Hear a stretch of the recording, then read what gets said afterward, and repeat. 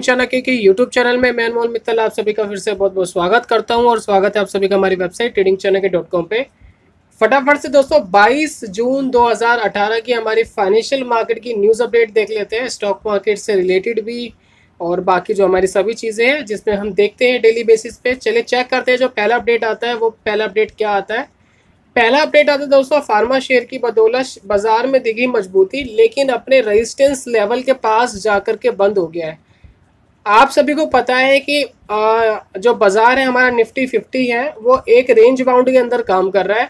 ये 840 के आसपास जाता है, 850 के आसपास जाता है, यानी 10,850 के आसपास जाता है और वहां से वापस लौट जाता है। और ये एक बार नहीं, ये बहुत बार हो गया, 5, 6, 7 बार हो चुका है। तो अब देखते हैं भैया अब क्या होगा, अगर ये प्राइस एक्शन ऐसे ही रहने वाला है या आगे क्या होगा, ये देखने वाली बात है। और अगर इसको तोड़ेगा तो तोड़ने के बाद भी आगे और सारे रेजिस्टेंस आ जाएंगे, तो वहां देखते क्या होगा। बाकी फिलहाल अपने रेजिस्टेंस के लेवल के आसपास तो पहुंच गया है दोस्तों। दूसरी जो अपडेट आ रही है दोस्तों वो LIC की वजह से चमक गया IDBI का बैंक शेयर 4% तक चढ़ा। अब थोड़ी हम अंदर की बात बताते हैं। अंदर की बात दोस्तों क्या है कि IDBI जो बैंक है उसका 40% तक का जो हिस्सा है उसको बेचने की मंजूरी मिल गई है और उसको खरीद कौन रहा है, उसको LIC खरीद रही है। तो भैया एक बात बताओ कि बैंक की हिस्सेदारी बेच करके अगर आप अपना EPS यानी अर्निंग बढ़ा रहे हो तो उसका क्या फायदा है। न्यूज़ आ रही है कि 10,000 करोड़ के आसपास सरकार को फायदा होगा हिस्सा बेचने से, लेकिन भैया हिस्सा बेच के कोई मुनाफा कैसे कमा सकता है। अगर आप लॉजिकल बात लगाए कि आपने अपने एसेट्स ही बेच दिए और एसेट्स बेच करके आप मुनाफा नहीं कमा सकते, तो ये तो है भैया कि अपने बर्तन बेच करके खाना खाने वाली बात है। बाकी EPS वो दिखा देंगे ज़्यादा अपनी फाइनेंशियल रिपोर्ट में, क्योंकि पैसा आया है तो वो तो दिखाना ही पड़ेगा पैसा आया है। और ये एक तरीके से मेरे हिसाब से एक नेगेटिव न्यूज़ है, लेकिन फिर भी 4% चढ़ा है क्योंकि उसके अंदर EPS ज़रूर बढ़ता है।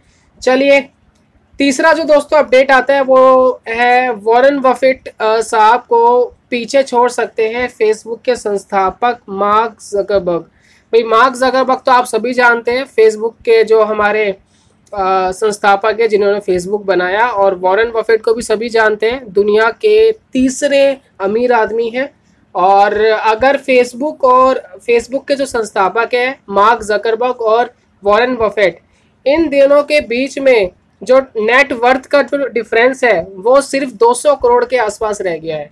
अगर मार्क ज़करबर्ग 200 करोड़ ज़्यादा हो जाते हैं तो वॉरेन बफेट साहब चौथे नंबर पे आ जाएंगे और भैया फेसबुक के संस्थापक मार्क ज़करबर्ग तीसरे नंबर पे चले जाएंगे। सिर्फ इतना डिफरेंस रह गया है।